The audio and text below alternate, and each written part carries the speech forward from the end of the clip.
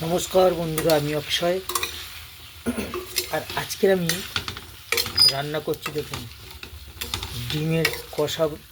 এই যে ডিম আর আলু দিয়ে কষাচ্ছি, ডিমের ঝোল। আর এদিকে ভাত বসিয়েছি, দেখুন। আর পরে হচ্ছে আজ নতুন ধরনের হচ্ছে মেথি শাক বানাবো। সেটা হচ্ছে চিংড়ি মাছ দিয়ে মেথি শাকের ভাজা। অনেকে খেয়েছেন হয়তো, আমি আজকে নতুন বানাবো। আর আজকে ডিমের ঝোলটা বানাচ্ছি, দেখুন। ডিমের ঝোলে যে কষাচ্ছি মাংসের মতন, কারণ এতে কী কী দিয়েছি দেখুন। বেশি মশলা আমি দেইনি, তেল কম দিই। আর জিরে, ধনে, আর কাঁচা লঙ্কা 1 পিস 2 পিস, টমেটো, আর হচ্ছে লবণ, লঙ্কার গুঁড়ো সামান্য, আর হলুদ গুঁড়ো। এই দিয়ে হচ্ছে ডিমের ঝোলটা বানাচ্ছি। তার আগে হচ্ছে সব গুঁড়ো মশলা হলে আদার পেস্ট আছে, রসুন দেইনি।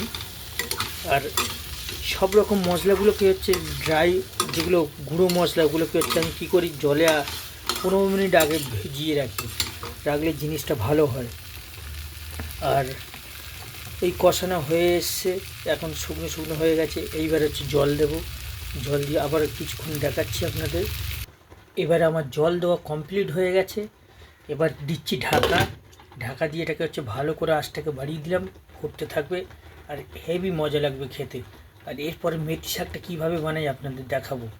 আপনারা দেখতে থাকুন, আমি অক্ষয়। আমার ভিডিওগুলো দেখবেন, ভালো লাগলে লাইক করে জানাবেন। আর ভিডিওটা শেষ করলাম।